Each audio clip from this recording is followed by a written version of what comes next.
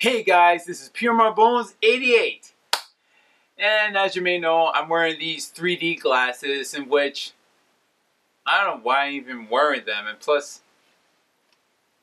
they don't really work at times, so I'll probably just take them off just to have them on. I just wanted to wear it just for like a bit introduction. So since it's now another Friday the 13th, you know what that means. Another Friday the 13th review. So today, without further ado, I will be reviewing which is Friday the 13th Part 3 in 3D. Kind of weird. A 3D horror film. 3D's the shit right there. But anyways, this is actually the third installment of the Friday the 13th franchises, and however, it came out in the late summer of 1982. So this one was the first 3D movie, in which that's what I think it was, that it was definitely be a part of the Friday the 13th franchise that was going to be the first 3D of all time. The only problem is that these things don't even stay still, or keep them on me, because I'm wearing a damn mask. Yeah, and out of curiosity, why are you wearing the 3D glasses? What? It's a 3D movie. We are reviewing it, not watching it. Well, yeah, because I want to wear them. I mean, you're wearing them too, Bones. Yeah, I was only wearing it just for an introduction. That's what I was doing. Then after I was going to take it off. It's not like I was going to wear it throughout the whole entire review. Oh, for Gus. Excuse me, folks. It's embarrassing. It's a 3D movie. I mean, that's how we should wear them. Whenever we wear something, it has to be 3D. At least I get to wear them. Do whatever you want. Whatever. So the director, Steven Miner, who came back and directed this third film, and however, this was actually one of my favorite Friday the 13th films, and also it even introduced to the iconic hockey mask, thanks to Shelley. Instead of wearing that hacky sack mask that he wore in part 2, I think it was time to give Jason a new kind of look. And however, that this time Steven Miner really wanted to bring like Jason to evolve into another next level of a new kind of a horror kind of killer. And that's where we introduce, like I said, the hockey mask. But to this day, part 3 still stands up, and probably might be the only maybe the best sequel. Maybe, well, not really the best sequel, a good sequel to all the Friday the 13th franchises. Even so that it was partially like going throughout the other sequel, it was starting to like run down like this momentum, but for this time, part 3 really had everything. Maybe this was such a bad idea. You know what? I'm wearing my own glasses. Screw these 3D glasses, they're ridiculous. I just buy them. One thing I do really enjoy is like some scenes that were like really popping out that was like 3D, and there probably more stuff that was just, you know, just regular 2-dimensional. I would just even imagine if they even try to bring part 3 back in theaters, and I want to see it. You know what? I'm thinking maybe they should bring it back in theaters and have me get to see it in real D. Like, let's see how would it be look like if Jason just pops out of the big screen and tries to catch you in your hand, and imagine that he throws a knife or an axe at you. It'll be like so real. Maybe they should do it. They should bring like part 3 in theaters. For the high grossing back in 1982, Friday the 13th Part 3 actually really did hit the box office. So apparently it like moved E.T. down to like from number 2 to probably number 3. And making Friday the 13th to be the secondary best horror film, even so it didn't really beat Poltergeist back in that day. So it hit out up to about 36 million at the box office in the US. But due to negative critics and people saying that it wasn't really the best Friday the 13th movie, honestly, critics can be really harsh on every single Friday the 13th films. But to us all, to us fans that we love the Friday the 13th or Jason movies, we think that it was the best movie. And it deserves to have a high grossing movie, even a better rating, and a positive review as well. Yeah, Richard Berker was the new Jason now. Ah yes, Richard Berker was the next Jason now. It was too bad that the other actor that played Jason in part 2 didn't really return, so they had to hire someone else to be the next Jason, and that's where Richard Berker decided to play the hockey mask killer now. So this movie actually begins during the previous from part 2, where Ginny tries to get away from Jason. And yes, he was still wearing that hacky knapsack mask just to cover his whole entire head. And Ginny stopped Jason, not really killed him, but just knocked him off by slicing his shoulder just to make him out cold. By there, Ginny and Paul got away from Jason, and that's where Jason was still alive, picked up that machete. So they kind of added that scene right there, because in the end, did he still have that machete on his shoulder, chest, whatever, when he was going to attack Ginny? I guess they kind of revamped the scene just to at least imagine that maybe he did pass out or got knocked out by Paul in some point. I don't know, whatever.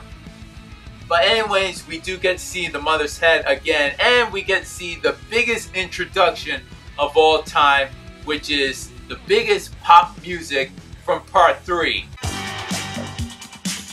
And I love that music. When I first heard it, it was jam popping. I felt like I just want to dance to the beat.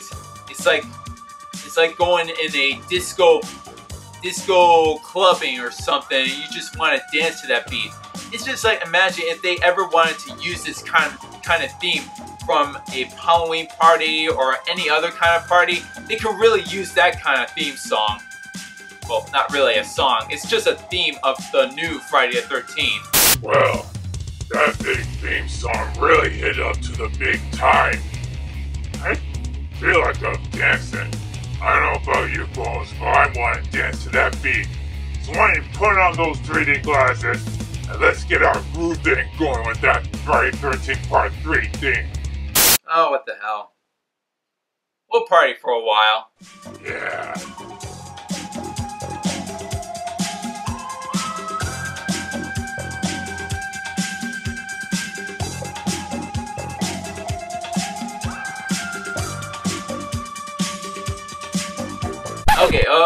Okay, that's enough. Let's get back to the review. We'll party later. Back to the review. These two couples, how can everybody be so relieved of having these guys? Dirty Harry and Little Marge. That's what I should call them. Yet, however, Dirty Harry found a big snake that was going to attack him. And by there, he just went straight down to the toilet. Well, by there, Jason just killed those two married couples and totally forgot all about them. So, got these two. So anyways, we get to introduce some new people. They're not really actually camp counselors. They're just going on a summer vacation just to go away from their family or their parents, their family, you know, just to hang out with friends. By there, we get to introduce for Chris Higgins, Andy, Debbie, and of course the laughing jokester slash so-called wannabe an actor, Shelly. Him and his ridiculous pranks, I can kind of relate to him, but that doesn't mean I'm not going to go out just pretending to be a serial killer or maybe dying or trying to pull pranks on people. Sometimes he gets a little too far at times, but that'll be later on. So anyways, they actually pick up a couple of people, decide to go on to this new camp, which was called Heaven's Higgins, I suppose it was. It's not really Camp Crystal Lake, but it still is. I don't know why they keep changing the name. It's still going to be Camp Crystal Lake, no matter what. And by there, they see a hobo just sleeping in the middle of the road. Like, dude, are you really trying to get yourself killed? Like, seriously, you can't sleep in the middle of the road. You might want yourself get yourself roadkill. But by there, the whole gang, the Scooby gang, just come and help him out. And once he said thank you for everyone, and he picked up or took something out of his pocket, and is that what I think it is? That's an eyeball! Yeah, an eyeball. Well, I wonder whose eyeball that was. Could be one of those. It could be one of those campers from the previous Friday the 13th films. Either from part 1 or part 2. Who knows? So anyway, once they get to the lake and they decide to go and hang out, do what they usually do, being their own teen youth selves.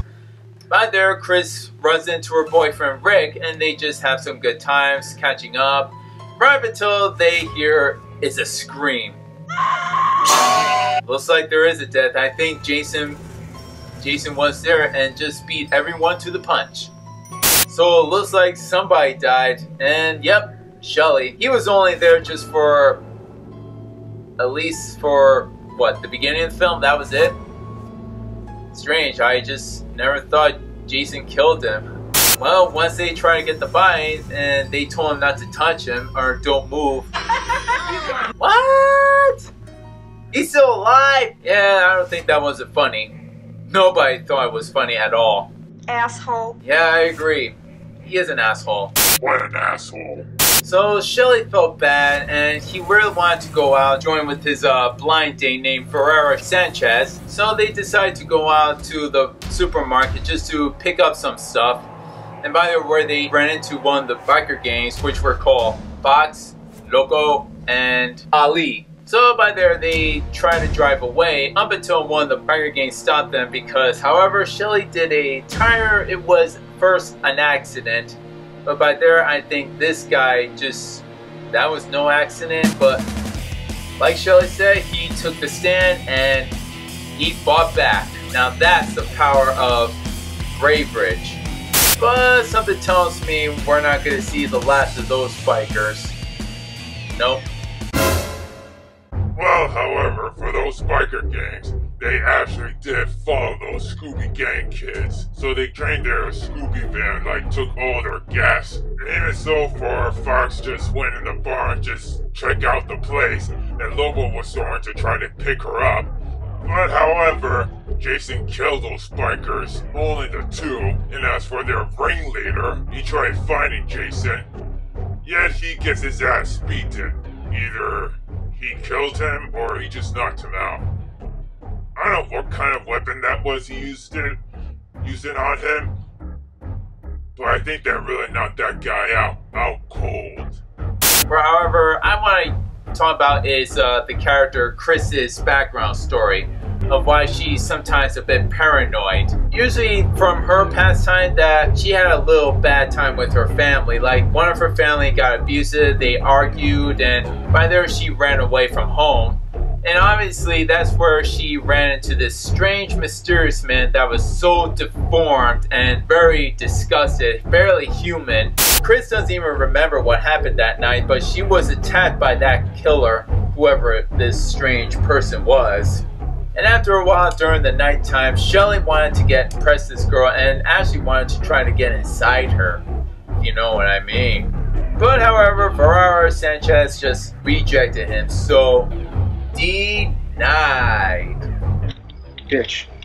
But later on, Ferrera just sit on the balcony right until she sees someone grabbing her foot. Could it be Jason? Could it be someone? Who knows? Who else could it be? Once again, it's goddamn Shelly. Him and his stupid pranks as always. However, Ferrera doesn't take it very well and she got really pissed off at him. At that point on, really broke him down. Being a jerk is better than being a nothing. I never said you were nothing. Poor Shelly, I don't think he doesn't know when to take a break. And also, he does have the iconic hockey mask, so it looks like maybe Jason's got a new mask to wear. Much better than that knapsack. Honestly, I'll just have to say this. I've grown with the hockey mask. because that is Jason's iconic mask. And with the knapsack on his head, imagine if he wore that throughout the whole Friday the 13th franchise. I don't think it wouldn't even work wearing that knapsack, because it would definitely just, it would probably like define him to be the Elephant Man or something. Yes, we finally get to introduce is Jason wearing that hockey mask of his.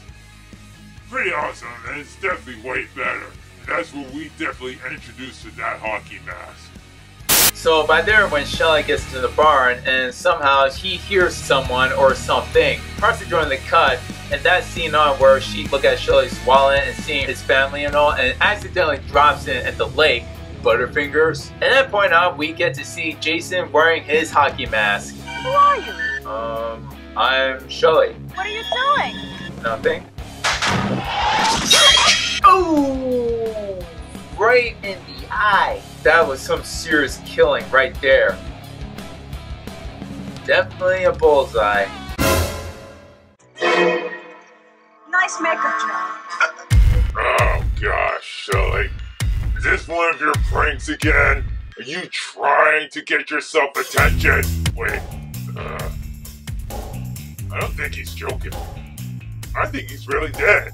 Yep, he's dead. For real. But you know, this third film, it doesn't really have that much nudity. I just realized that. Out of all the Friday the 13th, some of them don't really have nudity that much. I think, let's see, part 3 didn't really have much nudity, so maybe that was a good reason. Maybe something different changing. It doesn't have to be sex or drugs all the time. Part 6, well, Jason Lives, they didn't really have that much sex and not much nudity, because even so, they even have kids there, so that was a good reason there. But however, for the rest of the Friday the 13th, they did have sex, drugs, and a lot of nudity.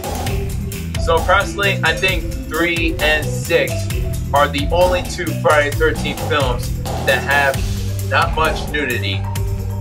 Not at all. But maybe for me, I think Friday the 13th really has the good kills. That's what I really loved about it. It's just Jason, that he creates all the best kills.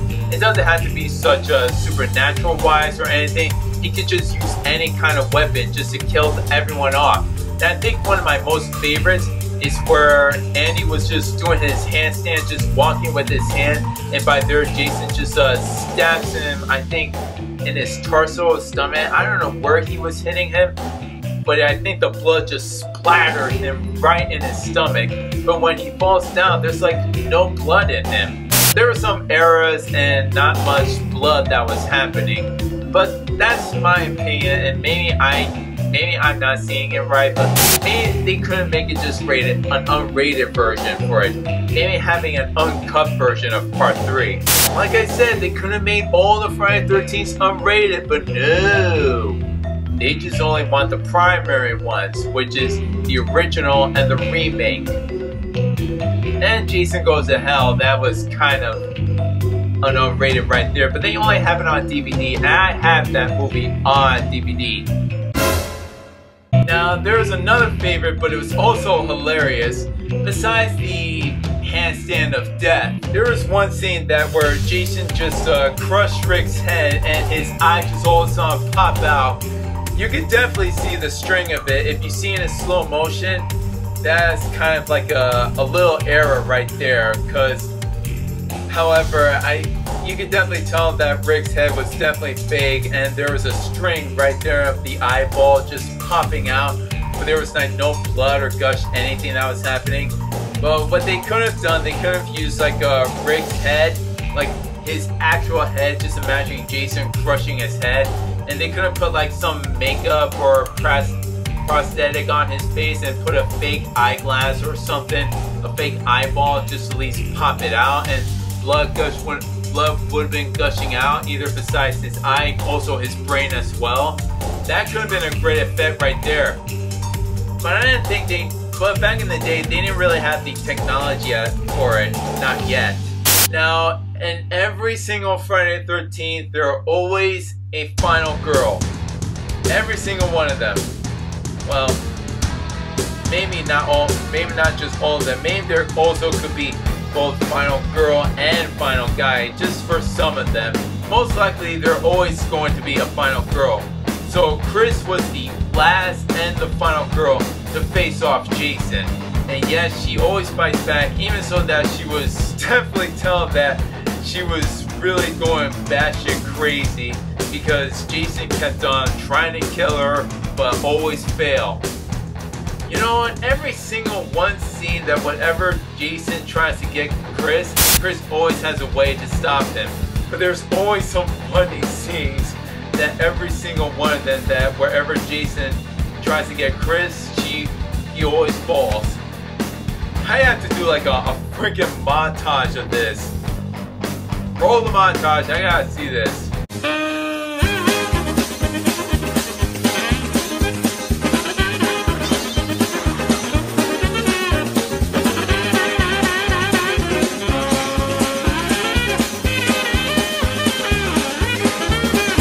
Now that's some good stuff right there. Oh, and by the way, those of you who have never seen part 3, there will be spoilers, so be ready, folks. And if those of you have already seen part 3 or not really interested in part 3 or you're not really a big Friday the 13th fan, please continue the video.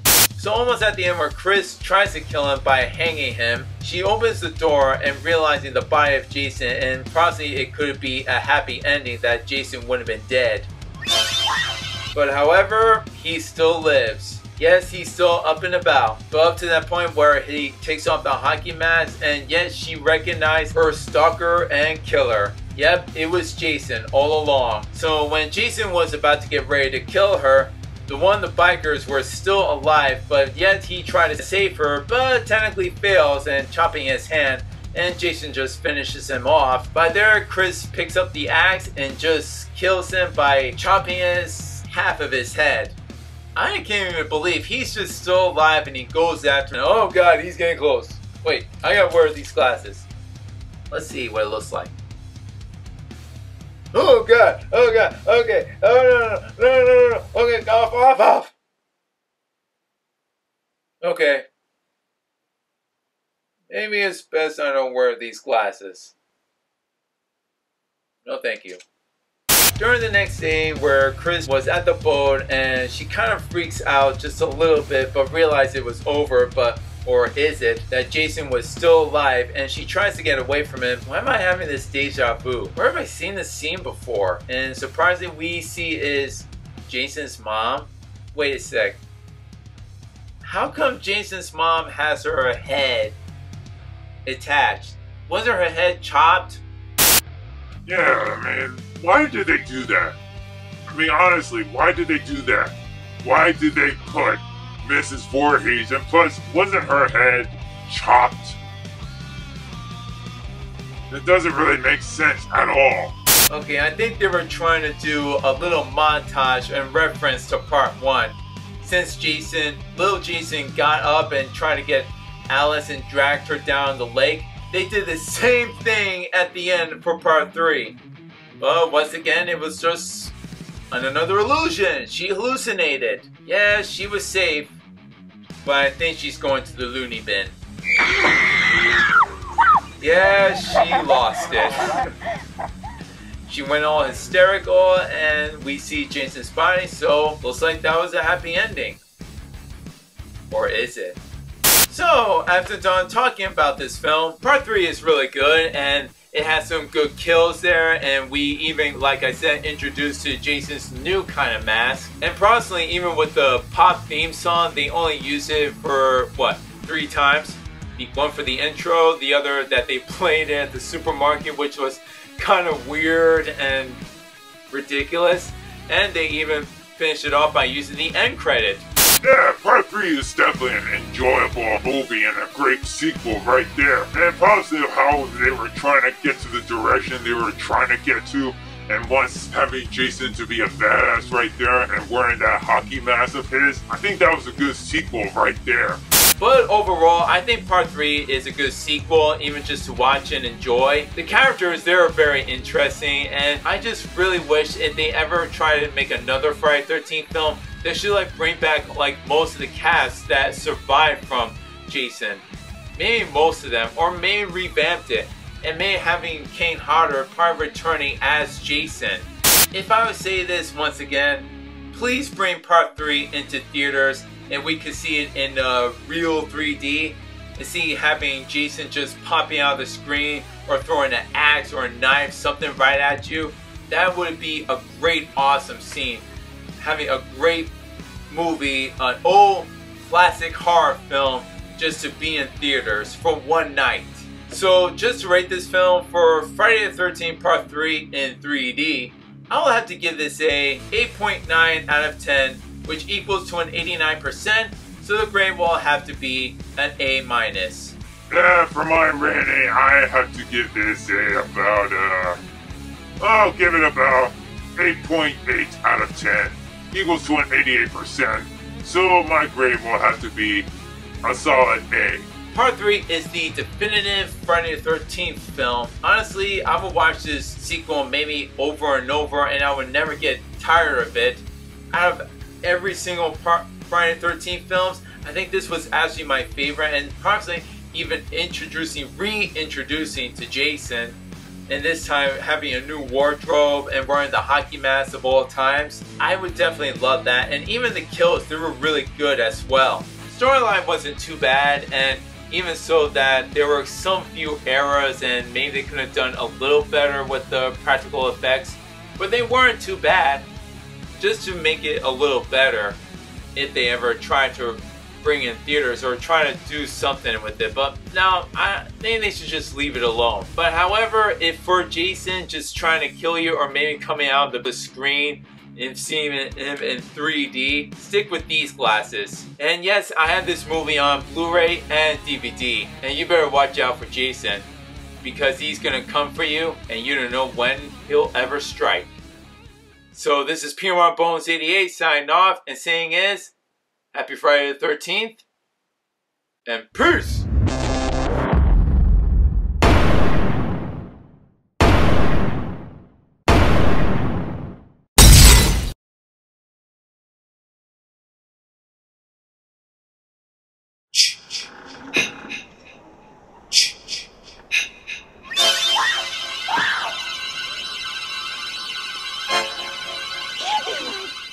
Hey girl, give me some of that. I have some of those, weed.